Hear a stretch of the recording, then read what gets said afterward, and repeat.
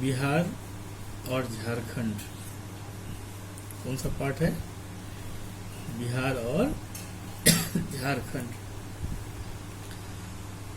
भारत के उत्तरी पूर्वी भाग कौन से देश में रहते हैं हम लोग? हम लोग रहते हैं भारत के उत्तरी पूर्वी भाग में स्थित है ये बिहार। बिहार का जो क्षेत्र था यानी मगध, अंग, पटना, गया और भागलपुर, साथ साथ झारखंड भी, झारखंड मिलकर ये बिहार था। अब इस क्षेत्र का नाम बिहार क्यों पड़ा, इसकी भी एक कथा है, कहानी है, सो मैं आपको बताता हूँ। अपने इस राज्य में बौद्ध मठ, तो आप सबको पता होगा कि गौतम बुद्ध जिन्हें हम महात्मा बुद्ध भी कहते हैं, तो इस क्षेत्र में बिहार झारखंड के क्षेत्र में तो मठों की संख्या, किस मठ की संख्या यानी बौद्ध मठ की संख्या अधिक थी। जब तुर्क यहाँ आए तो इन विहारों को देखकर इस पूरे इलाकों को उन्होंने बिहार कहा था। क्या कहा था? बिहार कहा था। जो अभी हम लोग जिस बिहार में रहते हैं अभी, ये झारखंड राज्य इसके दक्षिण दिशा में है। तो झारखंड और बिहार ये दोनों मिलकर एक राज्य था। क्या था? एक राज्य था। और नवंबर 2000 ईस्वी को ये झारखंड प्रदेश हमसे अलग हो गया। मैं झारखंड की कथा बाद में बताऊंगा, पहले बिहार की बता रहा हूँ। बिहार क्षेत्र जो अभी हम लोग जिस क्षेत्र में रहते हैं, इस क्षेत्र में मिथिला, मतलब हम लोग मिथिला क्षेत्र में रहते हैं। क्या कहते हैं इस क्षेत्र को? मिथिला क्षेत्र कहते हैं। वैशाली, मल्ल, करुष, मगध, अंग, ये इसका कुछ भाग मिलाकर ये बिहार है। अब स्थिति में बताता हूँ बिहार की। बिहार की चौहद्दी बताता हूँ। बिहार के उत्तर में नेपाल है। क्या है? बिहार के उत्तर में नेपाल है और दक्षिण में झारखंड, जो पहले बिहार में ही था। मैंने पहले बताया कि नवंबर 2000 में वो हमसे अलग राज्य हो गया। क्या हो गया? हमसे अलग राज्य हो गया। तो बिहार के दक्षिण में कौन सा राज्य हुआ? तो झारखंड। और उत्तर में मैंने क्या बताया? नेपाल। पूर्व में है पश्चिम बंगाल। कौन सा प्रदेश है? तो कौन सा राज्य है? तो पश्चिम बंगाल। और पश्चिम में उत्तर प्रदेश और मध्य प्रदेश से बिहार की सीमा लगती है। फिर से मैं एक बार बता रहा हूँ। उत्तर में नेपाल, दक्षिण में झारखंड, पूर्व में पश्चिम बंगाल और पश्चिम में उत्तर प्रदेश और मध्य प्रदेश की सीमाएं बिहार से लगती है। समझ में आ गया बच्चों? अब बिहार प्रदेश में की कुछ नदियां हैं, जैसे गंगा, सरयू, सोन, गंडक, बागमती, कोसी और फल्गु नदी। फल्गु नदी जो गया में बहती है, आप लोगों में से सब लोग जानते होंगे, मैंने बताया भी होगा पिछली कक्षा में। तो ये नदियां बिहार की नदियां हैं और बिहार की जो ये भूमि है इसको सिंचित करती है, यानी सिंचाई के काम में इसका जल आता है। और हम लोगों को इन नदियों से जल प्राप्त होता है। हम लोग बड़े भाग्यशाली हैं कि हमारे प्रदेश में पवित्र नदियां, क्या नाम है उसका? गंगा। ठीक कहा आपने, इस नदी का नाम है गंगा, जो इस प्रदेश से होकर, बिहार से होकर गुजरती है। लोग बहुत भाग्यशाली हैं, और गंगा का जल तो पवित्र होता है, पता होगा आप सबों को। तो इस मायने में हम लोग बहुत भाग्यशाली हैं। दूसरा, मिथिला प्रदेश में हम लोग रहते हैं और भी भाग्यशाली हैं। इसी मिथिलांचल में जानकी जी का यानी सीता माता का जन्म हुआ था। और आप सबको पता है कि वो मिथिला के राजा थे जनक, पता है ना? ठीक कहा कि सबको पता है। और श्री राम जी, अब का जो बिहार राज्य में एक बक्सर जिला है, वहाँ पर विश्वामित्र का आश्रम स्थित था। आपको सबको पता है, रामायण में भी आप लोगों ने पढ़ा होगा कि विश्वामित्र जी अपनी यज्ञ की सफलता के लिए, किसकी सफलता के लिए? यज्ञ की सफलता के लिए, यज्ञ को सफल बनाने के लिए दशरथ जी से राम और कृष्ण को अपने साथ मांग कर ले गए थे। पता है सबको? ठीक है। तो वहां पर उस आश्रम में विश्वामित्र ने यज्ञ की सफलता के बाद उन्हें शिक्षा भी दी थी। और तारका नामक जो राक्षसी थी, खरदूषण नामक जो राक्षस थे, उनका उन्होंने वध भी करके लोगों को उस आतंक से उन्होंने मुक्त किया था। इस शिक्षा दीक्षा के बाद जब विश्वामित्र जी को पता चला कि राजा जनक अपनी पुत्री के विवाह के लिए स्वयंवर रचा रहे हैं। क्या रचा रहे हैं? स्वयंवर। स्वयंवर इसे कहते हैं कि कुछ शर्त रखते हैं। लड़की के पिता कुछ शर्त रखते थे, और जो राजा उस शर्त को, या राजा या राजकुमार उस शर्त को जो पूरा करता था, उसके साथ उसका विवाह होता था।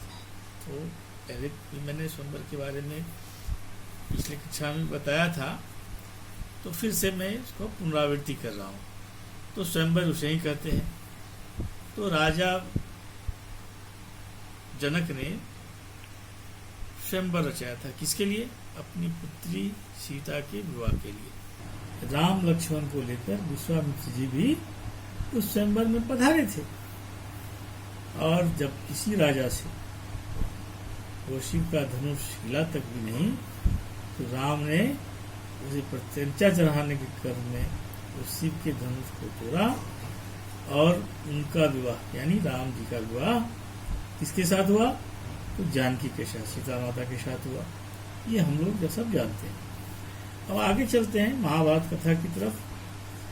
तो पांडव और कौरव उस कृष्ण के युग में हुए थे, द्वापर युग से कहते हैं। तो उस समय इसी बिहार में जो राजगृह उस समय नाम था, अब नाम है उस जगह का राजगीर। क्या कहते हैं? राजगीर प्रसिद्ध जगह है, सब लोग जानते होंगे। तो वहां के राजा उस समय थे जरासंध। और मथुरा में जो कंस था, उसका संबंधी भी था। आप लोग सभी जानते हैं कि कंस की बहन देवकी थी। विवाह के बाद, क्या विवाह होने के बाद वसुदेव से जब विवाह हुई थी, और उसे जब अपने ससुराल पहुंचाने जा रहे थे, तो उसी समय एक भविष्यवाणी हुई थी कि इसी देवकी का जो 8वां संतान होगा, वो तुम्हारे वध का कारण बनेगा। क्या किया था? जरासंध ने उसे अपने, कंस ने उसी समय उन दोनों को, अपने बहन को और बहनोई को लाकर कारागार में डाल दिया था। और इसके बाद जो कथा हुई थी आप सबों को मालूम है। बाद में कृष्ण का जन्म हुआ और फिर कंस वध हुआ। तो मैं इसलिए कह रहा था कि जरासंध राजगृह का ही राजा था उस समय, और श्री कृष्ण की सहायता से, किसकी सहायता से? श्री कृष्ण की सहायता से, और भीम, पांडव के 5 भाई युधिष्ठिर, भीम, अर्जुन, नकुल और सहदेव, पांडव 5 भाई थे। उसमें दूसरे नंबर पर भीम थे, जो बलशाली भी था। उससे युद्ध करके, यानी मल युद्ध में हुआ इनका, तो जरासंध का, और जरासंध मारे गए। तो अपने बिहार की ये गाथा है कि बिहार के राजगिरी में ही जरासंध का राज्य था, वहां के वो राजा थे। और श्री कृष्ण की सहायता से ही युधिष्ठिर महान सम्राट भी बने थे। अब फिर मैं लौटता हूँ अपने बिहार की तरफ। फिर भगवान महावीर और बुद्ध के समय, उस समय में ही मगध में राजा बिंबिसार का पुत्र अजातशत्रु, कौन? राजा बिंबिसार का पुत्र अजातशत्रु ने सोनभद्र और गंगा के संगम पर एक दुर्ग यानी किला बनाया, और वहां पर उसने अपनी राजधानी रखी, जिसका नाम था पाटलिपुत्र। और अभी जो हम देख रहे हैं, नाम सुनते हैं पटना, उसी पाटलिपुत्र का नाम पटना, यानी पुराना नाम क्या था? तो पाटलिपुत्र। और अभी का क्या नाम है? तो पटना। अब फिर आइए, अपनी बिहार की गाथा बहुत बड़ी है, बहुत बड़ी है। इसको समझना और ध्यान से सुनना चाहिए। अगर कोई पूछे तो अपने बिहार के बारे में, तो इन सब बातों को कहना न भूलें। बिल्कुल बेहिचक कह सकते हैं आप। अपने ही राज्य में चाणक्य के शिष्य थे चंद्रगुप्त। कौन थे? चाणक्य के शिष्य थे चंद्रगुप्त। अभी आप के कक्षा में 5वीं क्लास का यह है, हिंदी पाठ 4 है। और आप ही के कक्षा में आचार्य सिंह संवाद है, उसमें सेल्यूकस, चंद्रगुप्त, सिकंदर सबकी कहानी है। तो मैं थोड़ा सा इसलिए यह कहा कि आपको उस किताब को, आचार्य सिंह संवाद पुस्तक है, गौर से पढ़ें। बहुत अच्छी अच्छी बातें उसमें दी हुई है। तो चाणक्य ने अपने शिष्य चंद्रगुप्त को शिक्षा दी थी। और पहली बार सिकंदर भयभीत होकर लौटा था, मगध से भयभीत होकर लौटा था। और दूसरी बार यूनानी एक था आक्रमणकारी, जिसका नाम था सेल्यूकस। क्या नाम था? सेल्यूकस। उसको चंद्रगुप्त ने पराजित किया। अभी आप पढ़ेंगे कि सेल्यूकस ने अपनी पुत्री का विवाह चंद्रगुप्त से किया था, है ना? तो ये उन दिनों की बात है, 4वीं-5वीं सदी से पहले की बात है। अभी तो हम लोग 21वीं सदी में हैं। 4वीं-5वीं सदी में ही, 4वीं-5वीं सदी की बात है। गुप्त वंश, कौन सा? गुप्त वंश के समुद्रगुप्त था चंद्रगुप्त द्वितीय, विदेशी शकों को हराया था और संकट से हमें बचाया था, और इस देश की सुरक्षा की थी। और उस समय 4वीं-5वीं सदी में ये भारतवर्ष का स्वर्णिम युग था। कैसा युग था? स्वर्णिम युग था। फिर 1857 में 1857 कौन सा ईस्वी था?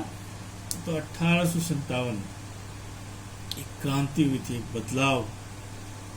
और अंग्रेज जो है बिहार राज्य में जो पदार्पण हुआ उसका, तो 1857 ईस्वी में जगदीशपुर आरा, जो अपने बिहार में ही है, वहाँ के थे बाबू वीर कुंवर सिंह, जिसने अंग्रेजों को पराजित करते हुए शहीद हुए थे।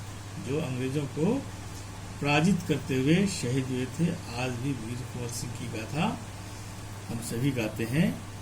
अब फिर आइए 20वीं सदी में महात्मा गांधी, देश रत्न डॉक्टर राजेंद्र प्रसाद के नेतृत्व में अंग्रेजों के विरुद्ध संघर्ष हुआ था। इसी बिहार से शुरू हुई थी, जैसे नमक सत्याग्रह वगैरह, चंपारण से नीला सत्याग्रह वगैरह यहाँ से शुरू हुआ था। तो आप लोग जो पढ़े होंगे तो फिर पढ़ेंगे आगे क्लास में। सर्व श्री कृष्ण नारायण सिंह के और अनुग्रह नारायण सिंह, जगत लाल चौधरी, जयप्रकाश के नेतृत्व में बिहार में 1942 यानी 1942 में असहयोग आंदोलन यानी भारत छोड़ो आंदोलन का जो है यहाँ से शुरुआत हुई थी। फलतः इसका परिणाम क्या आया कि अंग्रेजों को भारत छोड़कर जाना पड़ा। फलतः परिणाम क्या हुआ कि 1947 में भारत को उसने स्वतंत्रता दी और भारत छोड़कर उसे जाना पड़ा। अब मैं बताता हूँ कि झारखंड प्रदेश, मैंने पहले कहा था कि मैं बिहार के बारे में बताऊंगा, फिर झारखंड के बारे में बताऊंगा। तो झारखंड प्रदेश, तो यहाँ झाड़ियों की अधिकता है, कटीले झाड़ी की अधिकता है, पहाड़े हैं, तो इसलिए इस क्षेत्र का नाम कटीले झाड़ी होने के कारण यानी उसकी अधिकता होने के कारण इस क्षेत्र का नाम झारखंड पड़ा। क्या पड़ा? झारखंड पड़ा। और यहाँ वनवासियों में संथाल हो, मुंडा, भूमिज वगैरह ये सब वनवासी यहाँ पर रहा करते हैं। यह पठार वन, पहाड़ों, घाटी, जलप्रपातों और बहुमूल्य खनिजों से लैस है। ये बहुमूल्य खनिज से समृद्ध है। ये इसमें मुख्य रूप से रांची, हजारीबाग, कोडरमा, पलामू, धनबाद, सिंहभूम, संथाल परगना, तो ऐसे जो जिले हैं, इन जिलों में कोयला, जैसे धनबाद बिहार का, झरिया इसके लिए प्रसिद्ध है, लोहा सिंहभूम, जमशेदपुर, तांबा, बॉक्साइट, मैग्नीज, यूरेनियम, ग्रेफाइट, सोना, चांदी, चूना पत्थर, अभ्रक, जो हजारीबाग, कोडरमा में आप अगर जाएंगे तो आपको अभ्रक मिलेगा, चूना पत्थर भी देखने को मिलेगा, ग्रेफाइट भी देखने को मिलेगा। तो ये जगह जो है रत्न, इसके धरती के गर्भ में रत्न है, रत्न भरा पड़ा है। छोटा नागपुर और संथाल परगना, तो इन क्षेत्रों में छोटे और बड़े उद्योग बहुत सारे हैं। जैसे आपने सुना होगा कि बोकारो का नाम, उसमें बहुत बड़ा जो है स्टील फैक्ट्री है, सिंदरी खाद की फैक्ट्री है, चूना पत्थर जहाँ से आता है वहाँ सीमेंट की फैक्ट्री है, और लोहे का जो फैक्ट्री है वहाँ से जो निकलता है उससे लोहा बनाया जाता है। जब थोड़ा और आगे बढ़ेंगे तो फिर इन सब चीज़ों को आप समझेंगे और जानेंगे। तो ये क्षेत्र पूरा जो है गर्भ से जड़ित है। यहाँ की नदियों में स्वर्ण रेखा, दामोदर, कांची, शंख, कारो, दक्षिणी कोयल, उत्तरी कोयल, ब्राह्मणी, ये यहाँ की इस झारखंड प्रदेश की नदियाँ हैं। मैथन डैम से यहाँ जहाँ जलप्रपात है वहाँ से वो बिजली पैदा होती है। तो चूंकि ये पुस्तक में नहीं है, मैंने देखा है, इसलिए आप सबों को बता रहा हूँ। तो वहाँ पर सिंचाई के लिए जो नदियाँ थी मैंने उसका नाम बताया कि स्वर्ण रेखा, दामोदर, कांची, शंख, कारो, दक्षिण कोयल, उत्तरी कोयल, ब्राह्मणी यहाँ की नदियाँ हैं। सो इनसे जो है इस क्षेत्र में सिंचाई भी होती है, यहाँ से लोग जल प्राप्त करते हैं। और इस क्षेत्र में भी, कौन सा क्षेत्र? ये झारखंड क्षेत्र में भी सिद्धू कान्हा, बिरसा मुंडा, जतरा भगत आदि ने स्वाधीनता के समय में अंग्रेजों से लोहा लिया था। आप लोगों ने पढ़ा होगा बिरसा मुंडा के बारे में कि बिरसा मुंडा को क्या कहते हैं? जंगल का देवता भी कहते हैं। तो आप लोगों ने पढ़ा ही होगा। तो इस क्षेत्र में इन लोगों ने क्या जगाए रखा? तो स्वाधीन, यानी अंग्रेजों से निरंतर इन लोगों ने लोहा लिया है और स्वाधीनता संग्राम में इन लोगों का बहुत बड़ा योगदान भी है।